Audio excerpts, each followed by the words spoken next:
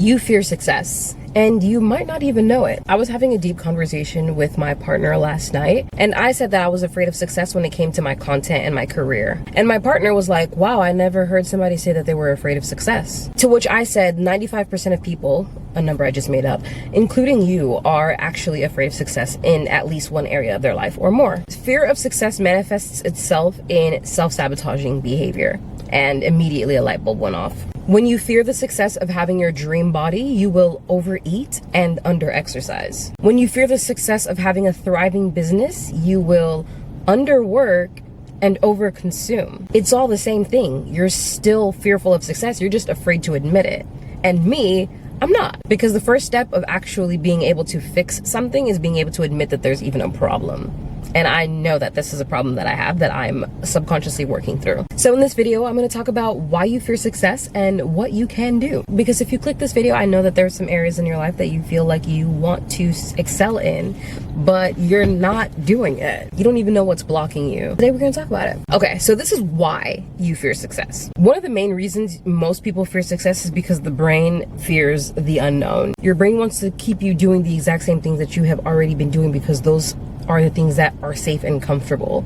And what you have to do is manage that tension between your dream life and the life that you have right now. That takes some work, that takes some unlearning, that takes some journaling, that takes actual effort to rewire your brain so that you're no longer operating in that fear. For me, my fear of success is rooted in the change in expectations of me. After I've become successful, like the pressure of other people's expectations on me is something that I have to work through in my subconscious. That is something that I'm working to rewire in my mind. And my partner helped me with that last night, actually, because I got 2 perfumes from Valentino in PR. Thank you so much, Valentino Beauty, for sending me those beautiful perfumes. I am wearing one of them right now. It's called Born in Roma Green Escape or Green Chartreuse or something like that. Anyway, there were 2 perfumes in the box. One was a men's perfume, one was a woman's perfume. And I was like, oh, I'm gonna give it to my brother. And my partner was like, oh my God, that's perfect. Like, he was actually texting me about perfumes literally 2 weeks ago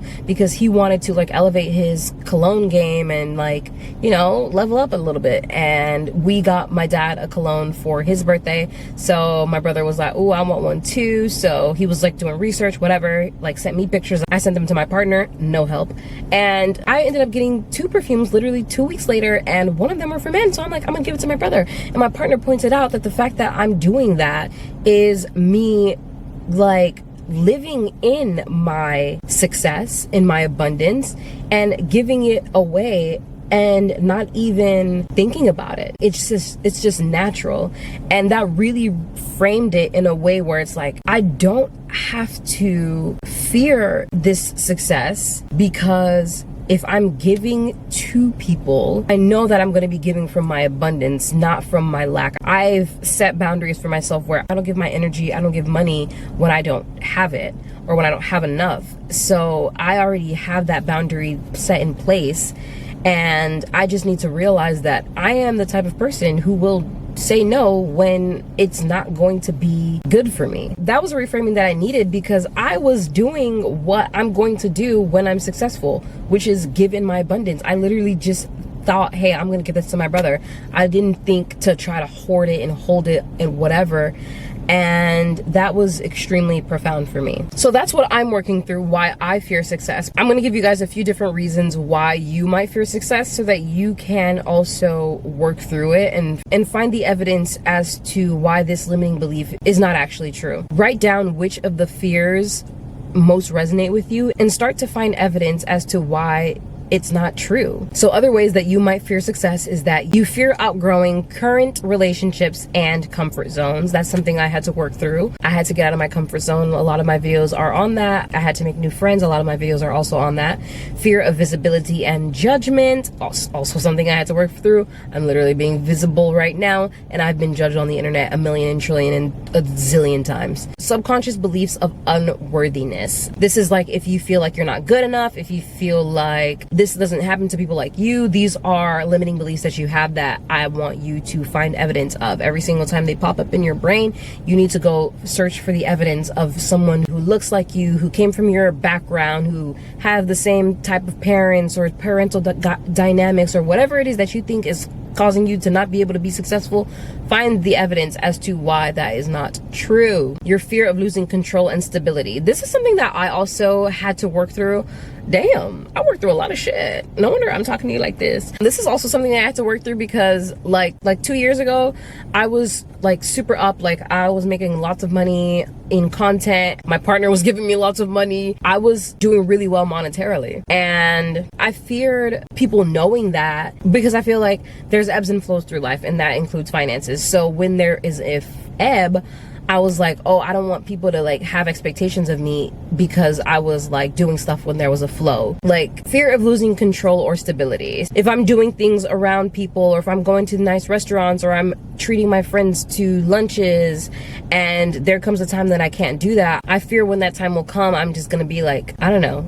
It's something that I had to work through. I just felt like if I'm living this standard now, I have to live this standard forever. And that was something that I had to work through. Okay, so that is part 1, which is why, and this is what to do about it so that you can turn over a new leaf. You need to recognize your self-sabotaging patterns. When you're self-sabotaging, that is a manifestation of your fear of success. There's no way around it. When you're procrastinating, when you're being extremely indecisive, that is you fearing success. If you knew that once you wrote this book, it would be an instant bestseller and you will sell 1 million copies in 1 week, your ass would find the energy to create that book. So you procrastinating, you are self-sabotaging the opportunity for that to happen. So what I want you to do is journal and reflect on the self-sabotaging behaviors that you have when it comes to different areas of your life that you want to succeed in. Next, I want you to challenge limiting beliefs. Limiting beliefs are one of the main reasons people don't live up to their potential, because they believe that there are factors outside of them that are the reasons they are not able to be successful. Like, I'm not good enough, or I'm not pretty enough, I'm not tall enough, I'm not this enough, I'm not whatever enough. Whatever you decide to put in your brain and be like, okay, this is how we're gonna operate, your subconscious is just gonna listen. All she does is takes commands. So you need to change the commands.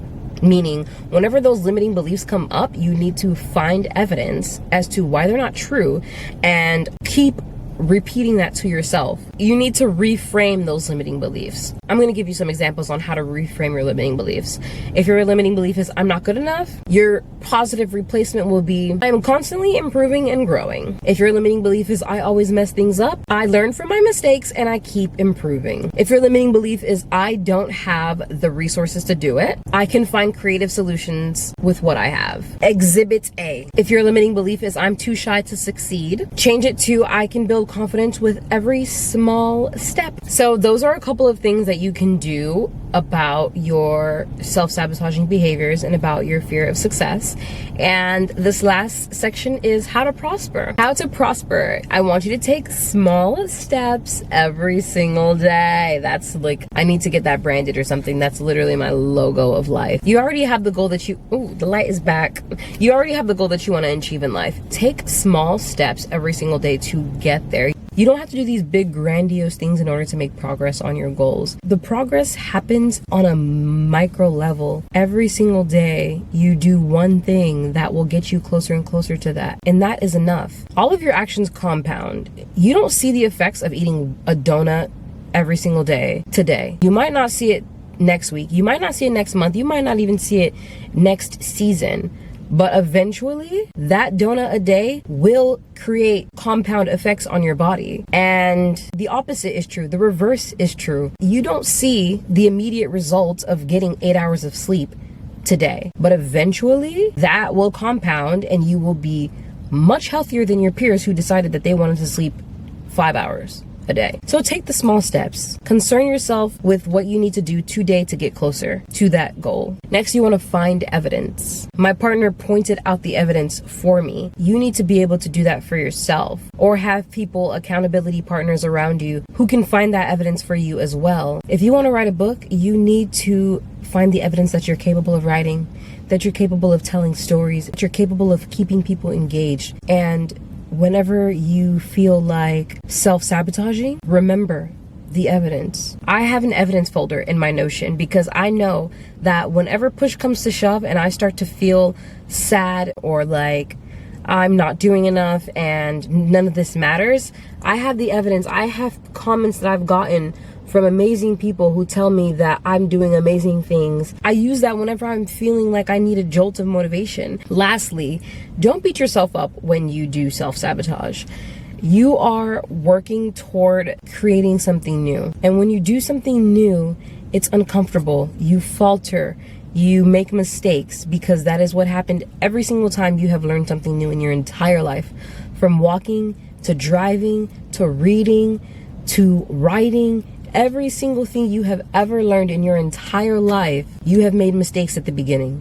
And you might still make mistakes now. People trip and fall all the time. But the thing is, you don't beat yourself up just because you went back to that version of you temporarily. When you beat yourself up and you focus too much on the fact that you faltered, all it does is feed the energy of you faltering, and it's going to make you falter again. You're going to continue to falter. If you didn't follow your new eating habits and you ate ice cream at 11 p.m., which is what you used to do, and the last time you did it was like 4 months ago, and this is the longest you've ever gone without making that mistake. This is something that you need to acknowledge. You don't just be like, oh man, I ate a pint of ice cream last night. You know what? Fuck it. I just might as well eat one tomorrow and tomorrow and tomorrow and tomorrow and then just go back to my old ways. No, that's stupid. Don't be stupid. So don't beat yourself up when you self-sabotage. What you're doing is creating a brand new identity for yourself, and the old identity is going to come out. Don't beat yourself up when you self-sabotage. You're going from one identity to the next, and you have to learn how to be this new person. You are becoming whatever your goal is. You're becoming healthy. You're becoming a CEO. You're becoming a YouTuber, and you will falter because it's all you've ever known. So she might come out to play once or twice, but if you decide to focus too much of your energy on the mistakes that you make along the journey, you will continue to make those mistakes, because what you focus on expands. Let's say you try to stop drinking soda. First you go 1 day, then you go 5 days without having one and you have one. Then you go 8 weeks without having one and you have one. Then you go 3 months without having one and you have one. And then now we're at 4 months or 6 months and you end up having one. If you continue to focus on, damn bro, like I failed, like oh my god, like why did I do that? Oh my god, I had this soda, like what the heck, why did I do that? All you're gonna do is continue to invite that old identity who was a soda drinker back in. A person who does not care about soda and can drink it once a year, twice a year, would not beat themselves up if they had one soda every year or every 6 months.